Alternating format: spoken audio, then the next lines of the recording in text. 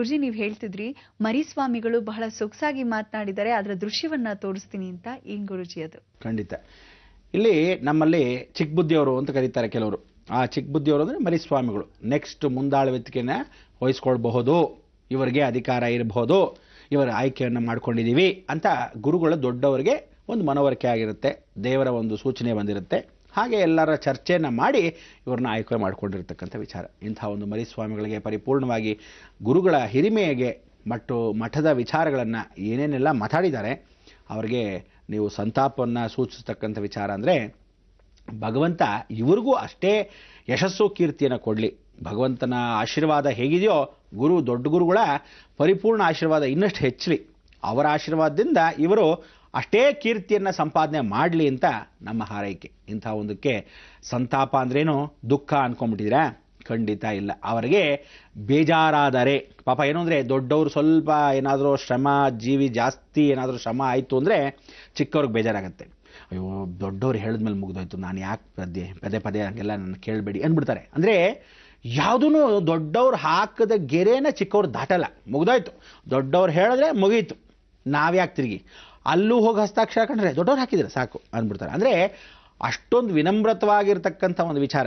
So ಇವರು ಅಯ್ಯೋ ಪಾಪದವರು ಅನ್ನಲ್ವಾ? ಹಾಗೆ ಪಾಪ ಅಂಥ ಒಂದು ಗುರುಗಳಿಗೆ ನಾವು ಒಂದು ವಿಶೇಷ ವಿಚಾರವನ್ನು ಅವ್ರು ಏನು ಮಾತಾಡಿದ್ದಾರೆ ನೋಡೋಣ ಬನ್ನಿ.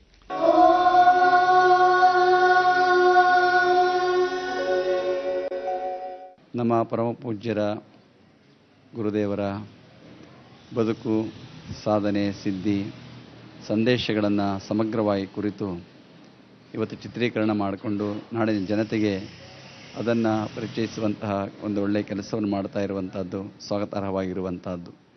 ನಮ್ಮ ಪರಮ ಪೂಜ್ಯರ ಜೀವನವೇ ಒಂದು ಸಂದೇಶ ಆಗಿರುವಂಥದ್ದು. ಅದಕ್ಕಿಂತಲೂ ಕೂಡ ಕಾವ್ಯ ಕಿಮ್ಮತ್ತನ್ನು ಹೆಚ್ಚಿಸಿ ಮಠಾಧಿಪತಿಗಳ ಸಂಕುಲದಲ್ಲೇ ಬಹಳ ಶ್ರೇಷ್ಠವಾದಂತಹ ಒಂದು ಅದ್ಭುತವಾದಂತಹ ಸ್ಥಾನವನ್ನು ಪಡ್ಕೊಂಡಿರುವಂತಹ ನಮ್ಮ ಪರಮ ಪೂಜ್ಯರ ಬದುಕನ್ನು ಕುರಿತು ಈಗಾಗಲೇ ಸಾಕಷ್ಟು ಜನಗಳಿಗೆ ಸಹಜವಾಗಿ ಗೊತ್ತಿರುವಂಥದ್ದು. ಪರಮ ಪೂಜ್ಯರು ಈಗಾಗಲೇ 103 ವರ್ಷ ಮುಗಿಸಿ 104ನೇ ವರ್ಷಕ್ಕೆ ಪಾದಾರ್ಪಣೆ ಮಾಡುವಂತಹ ಸನ್ನಿವೇಶ. ಏಪ್ರಿಲ್ 1ಕ್ಕೆ 104ನೇ ವರ್ಷಕ್ಕೆ ಪಾದಾರ್ಪಣೆ ಮಾಡ್ತಾ ಇದ್ದಾರೆ. ಅವರ ಇಡೀ ಬದುಕು, ಇಡೀ ಜೀವನ ಸೇವೆಗಾಗಿ ಮುಡುಪಾಗಿರುವಂತಹ ಒಂದು ಬದುಕಾಗಿದೆ. ಅವರಲ್ಲಿ 2 ಮುಖ್ಯವಾಗಿರುವಂಥದ್ದು, ಒಂದು ಅಂತರಂಗ ಸಾಧನೆ, ಮತ್ತೊಂದು ಬಹಿರಂಗವಾಗಿರುವಂತಹ ಸಾಮಾಜಿಕವಾದಂತಹ ಸೇವೆ. ಇವೆರಡೂ ಯಾವುದೇ ಸ್ವಾಮಿಗಳಿಗೆ ಅತ್ಯಂತ ಅವಶ್ಯವಾಗಿ ಬೇಕಾಗಿರುವಂತಹದ್ದು. ಒಂದು ಲೋಕ ಸಂಗ್ರಹ ಕಾರ್ಯ ಮತ್ತು ಅಂತರಂಗದ ಆಧ್ಯಾತ್ಮದ ಸಾಧನೆ ಅಂತ ಹೇಳಿ ಕರೆಸ್ಕೊಳ್ತಾ ಇದ್ದಾವೆ. ಇವತ್ತು ಇವೆರಡನ್ನೂ ಕೂಡ ಸಮಾನವಾಗಿ ನಡೆಸ್ಕೊಂಡು ಹೋಗಬೇಕಾಗ್ತದೆ. ನಾವು ಅಂತರಂಗದ ಬದುಕನ್ನು ಮರೆಯುವ ಹಾಗಿಲ್ಲ, ಬಹಿರಂಗದ ಸೇವೆಯನ್ನು ಕೂಡ ಕಡೆಗಣಿಸುವ ಹಾಗಿಲ್ಲ. ಇವೆರಡನ್ನೂ ಕೂಡ ಒಟ್ಟೊಟ್ಟಿಗೆ ನಡೆಸಿಕೊಂಡು ಹೋಗುವ ನಿಟ್ಟಿನಲ್ಲಿ ನಮ್ಮ ಪರಮ ಪೂಜ್ಯರು ಬಹಳ ಆದರ್ಶಮಯವಾಗಿರುವಂತಹವರು, ಮಾದರಿಯಾಗಿರುವಂತಹವರು. ಅವರು ಈ ಇಳಿ ವಯಸ್ಸಿನಲ್ಲಿಯೂ ಕೂಡ ಅವರ ದಿನಚರಿಯಲ್ಲಿ ಒಂದಿಷ್ಟು ವ್ಯತ್ಯಾಸವಿಲ್ಲ. ಕಾರ್ಯಕಲಾಪಗಳಲ್ಲಿ ಅಷ್ಟೇ ಆ ಚಟುವಟಿಕೆ, ಅದೇ ರೀತಿಯ ದಿನಚರಿಯನ್ನೇ ಪಾಲಿಸಿಕೊಂಡು ಬರ್ತಾ ಇರುವಂತಹವರು. ಪರಮ ಪೂಜ್ಯರು ವಿದ್ಯಾರ್ಥಿ ನಿಲಯ, ಶಿಕ್ಷಣ ಸಂಸ್ಥೆ ಜೊತೆಗೆ ಸಾಮಾಜಿಕವಾದಂತಹ ಬದಲಾವಣೆಗೆ ಬೇಕಾದಂತಹ ಧಾರ್ಮಿಕ ಕಾರ್ಯಕ್ರಮಗಳನ್ನು ಹಮ್ಮಿಕೊಳ್ಳುವುದರ ಮೂಲಕ ಸಮಾಜದಲ್ಲಿ ಒಂದು ಹೊಸ ಬದಲಾವಣೆ ತರಬೇಕು ಅನ್ನುವಂತಹ ಉದ್ದೇಶದಿಂದ ಬಹುದಿನಗಳಿಂದಲೂ ಕೂಡ ಪರಮ ಪೂಜ್ಯರ ಸೇವೆಯನ್ನು ಸಲ್ಲಿಸಿಕೊಂಡು ಬರ್ತಾ ಇದ್ದಾರೆ. ಅದರಲ್ಲಿಯೂ ಕೂಡ ಈ ನಾಡಿಗೆ ಇವತ್ತು ಏನಾದರೂ ಒಂದು ಬದಲಾವಣೆ ಆಗಬೇಕು ಅಂತಂದರೆ, ಏನು ವಿವೇಕಾನಂದರು ಹೇಳಿದಿರಲ್ಲ, ಅವರನ್ನೆಲ್ಲ ಕೇಳ್ತಾರೆ. ಅವರು ಯುರೋಪ್ ಕಂಟ್ರೀಸ್ಗೆಲ್ಲ ಹೋಗಿ ಬಂದ ಮೇಲೆ, ಹೊರದೇಶಕ್ಕೆ ಹೋಗಿ ಬಂದ ಮೇಲೆ ನಮ್ಮ ದೇಶಕ್ಕೂ ಆ ದೇಶಕ್ಕೂ ವ್ಯತ್ಯಾಸ ಏನು, ಆ ಬದಲಾವಣೆ ಆಗಬೇಕಾದ್ರೆ ಏನು ಕಾರಣ, ಏನು ಮಾಡಬೇಕು ಅಂದಾಗ ಅವರೊಂದೇ ಮಾತನ್ನು ಹೇಳ್ತಾರೆ, ಎಜುಕೇಷನ್ ಎಜುಕೇಷನ್ ಎಜುಕೇಷನ್ ಅಲೋನ್ ಅನ್ನುವಂತಹ ಮಾತನ್ನೊಂದೇ ಮಾತು ಹೇಳ್ತಾರೆ. ಶಿಕ್ಷಣ ಒಂದರಿಂದ ಮಾತ್ರ ನಾವು ಬೆಳವಣಿಗೆಯನ್ನು, ಅಭಿವೃದ್ಧಿಯನ್ನು ಸಾಧನೆ ಮಾಡೋದಕ್ಕೆ ಸಾಧ್ಯ ಅಂತೇಳಿ ಈ ಒಂದು ತತ್ವವನ್ನು ನಮ್ಮ ಪರಮ ಪೂಜ್ಯರು, ಏನವರ ಗುರುಗಳು ಉದ್ದಾನ ಶಿವಗಳವರು ಈ ಕಳೆದ ಶತಮಾನದ ಪ್ರಾರಂಭದಲ್ಲಿಯೇ ಒಂದು ವಿದ್ಯಾರ್ಥಿ ನಿಲಯವನ್ನು ಸ್ಥಾಪನೆ ಮಾಡ್ತಾರೆ. ಆ ವಿದ್ಯಾರ್ಥಿ ನಿಲಯದ ಒಂದು ರೂಪ ಹೇಗಿತ್ತು ಅಂತಂದರೆ, ಅದು ಯಾವುದೇ ಜಾತಿಯ ವಿದ್ಯಾರ್ಥಿ ನಿಲಯ ಅಲ್ಲ.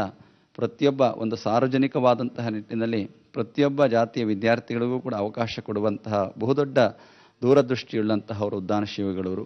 ಆ ಕಾಲದಲ್ಲಿ ಅವರು ಪ್ರಾರಂಭ ಮಾಡೋದನ್ನು ಪರಮ ಪೂಜ್ಯ ಅದನ್ನು ಸಹಸ್ರಪಟ್ಟು ಬೆಳೆಸಿಕೊಂಡು ಆ ನಿಟ್ಟಿನಲ್ಲಿ ವಿದ್ಯಾರ್ಥಿಗಳಿಗೆ ಅವಕಾಶ ಮತ್ತು ಗ್ರಾಮಾಂತರ ಪ್ರದೇಶದಲ್ಲಿ ಶಾಲಾ ಕಾಲೇಜುಗಳನ್ನು ತೆರೆಯುವುದರ ಮೂಲಕ ಒಂದು ಹೊಸ ಬದಲಾವಣೆಯನ್ನು ತರುವಂತಹ ಬಹುದೊಡ್ಡ ಕ್ರಾಂತಿಯನ್ನು ನಮ್ಮ ಪರಮ ಪೂಜ್ಯರು ಮಾಡಿದ್ದಾರೆ ಅಂತ ಹೇಳ್ಕೊಳ್ಳೋದಕ್ಕೆ ಒಂದು ಹೆಮ್ಮೆ ಆಗ್ತದೆ ಎನ್ನುವಂತಹ ಭಾವನೆಯನ್ನು ವ್ಯಕ್ತ ಮಾಡ್ತಾ ಇವತ್ತು ಅಂತಹ ಪೂಜ್ಯರ ಒಂದು ದರ್ಶನ ಅಂತ ಹೇಳಿದ್ರೆ ಈ ಮೂಲಕವಾಗಿ ನೀವು ಈ ವಾಹಿನಿಯ ಮುಖಾಂತರವಾಗಿ ಜನಕ್ಕೆ ತಲುಪಿಸುವಂತಹ ದೊಡ್ಡ ಸೇವೆಯನ್ನು ಮಾಡ್ತಾ ಇರುವಂತಹದ್ದು ತುಂಬ ಅಭಿನಂದನೀಯ ಅಂತ ಹೇಳಿ ನಾನು ಎರಡು ಮಾತನ್ನು ಮುಗಿಸ್ತೀನಿ. ಜಿ ಕನ್ನಡದಲ್ಲಿ ಪ್ರಸಾರಗೊಳ್ಳುತ್ತಿರ್ತಕ್ಕಂತಹ ಬೃಹತ್ ಬ್ರಹ್ಮಾಂಡದ ಬಗ್ಗೆ ನಾವು ತಾವೆಲ್ಲರೂ ಸಹ ಬಹಳ ಜನ ನೋಡಿದ್ದೀರಾ.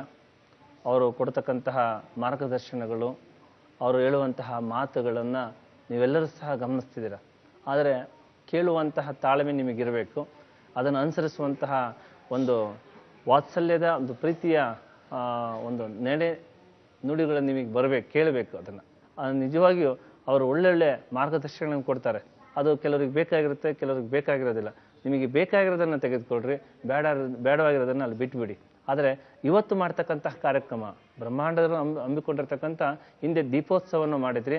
ಆ ದೀಪೋತ್ಸವಕ್ಕೆ 3 ಯತಿಗಳನ್ನು ಕರ್ಕೊಂಡು ಹೋದ್ರು. ಅದರಲ್ಲಿ ನಾವು ಹೋಗಿದ್ವಿ, ಮತ್ತು ಯಡಿಯೂರು ಸ್ವಾಮೀಜಿಯವರು, ತದನಂತರ ಹುಣಸ್ಕಟ್ಟದ ಶ್ರೀಗಳು ಸಹ ಹೋಗಿದ್ವಿ. ತದನಂತರ ಈಗ ಸಿದ್ಧಗಂಗೆಯ ಸ್ವಾಮೀಜಿಯವರ ಬಗ್ಗೆ ಜೀವನ ಚರಿತ್ರೆಯ ಬಗ್ಗೆ ಅವರಿಂದಲೇ ಮಾತಾಡಿಸ್ಬೇಕು, ಅವರ ಪೂಜೆಯನ್ನು ನೋಡಬೇಕು. ಬೃಹತ್ ಬ್ರಹ್ಮಾಂಡ ನಿಜವಾಗಿಯೂ ಒಳ್ಳೆಯ ಬ್ರಹ್ಮಾಂಡದಲ್ಲಿ ನಡೆಯತಕ್ಕಂತಹ ಕೆಲವು ವಿಸ್ಮಯವಾಗಿರ್ತಕ್ಕಂಥ ವಿಚಾರಗಳನ್ನು ನಿಮಗೆ ಎದುರಿಗೆ ನೀಡ್ತಕ್ಕಂಥದ್ದಾಗ್ತದೆ. ಯಾಕೆಂದರೆ ಪ್ರಕೃತಿ ನಮ್ಮೆಲ್ಲರ ಸ್ವತ್ತು ಅಲ್ಲ, ಅದು ಪ್ರಕೃತಿ ಭಗವಂತನ ಸ್ವತ್ತು. ಆ ಬ್ರಹ್ಮಾಂಡ ಭಗವಂತನ ಸ್ವತ್ತು ಅನ್ನುವಂತಹ ನಿಟ್ಟಿನಲ್ಲಿ ನೀವೆಲ್ಲರೂ ಸಹ ಪಾಲ್ಗೊಳ್ಳಬೇಕು, ಅದನ್ನು ಮನವರಿಕೆ ಮಾಡಿಕೊಳ್ಳಬೇಕು. ಆ ಬ್ರಹ್ಮಾಂಡದಲ್ಲಿ ನಡೆಯುವಂತಹ ಕೆಲವು ಗೊತ್ತಿಲ್ಲದೆ ನಡೆಯತಕ್ಕಂತಹ ಘಟನೆಗಳನ್ನು ನಾವು ಗೊತ್ತುಪಡಿಸುವಂತಹ ನಿಟ್ಟಿನಲ್ಲಿ ಹೊರಟಿರ್ತಕ್ಕಂಥದ್ದಾಗ್ತದೆ.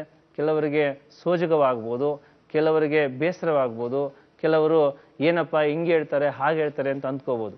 ಆದರೆ ಒಂದು ಮಾತಂತೂ ಸತ್ಯ, ಯಾವುದೇ ಒಂದು ಶಬ್ದಕ್ಕೆ 2 ಅರ್ಥ ಇರ್ತವೆ.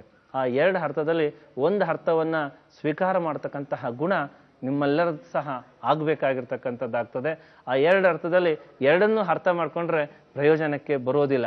ಹಾಗಾಗಿ ಪ್ರಕೃತಿ ದತ್ತವಾಗಿ ನಿರ್ಮಾಣವಾಗಿರ್ತಕ್ಕಂಥದ್ದನ್ನು ಕೆಲವರ ಕೈಯಲ್ಲಿ ಏಳಿಸುವಂಥದ್ದು, ಕೆಲವರ ಕೈಲಿ ಅದನ್ನು ನುಡಿಸುವಂತಹ ವಾತ್ಸಲ್ಯ ಭಗವಂತ ಕೊಟ್ಟಿರ್ತಕ್ಕಂಥದ್ದಾಗ್ತದೆ.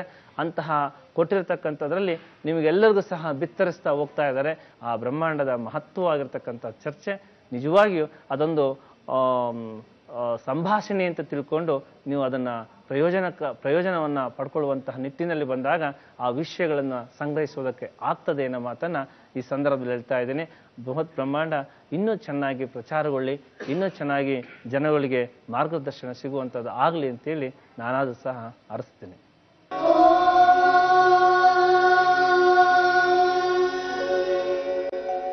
ನೋಡಿದ್ರ, ಇದ್ರ ಜೊತೆಗೆ ಕುಪ್ಪೂರ್ ಶ್ರೀಗಳು ಕೂಡ ಪಾಪ ಮಾತಾಡಿದ್ದಾರೆ.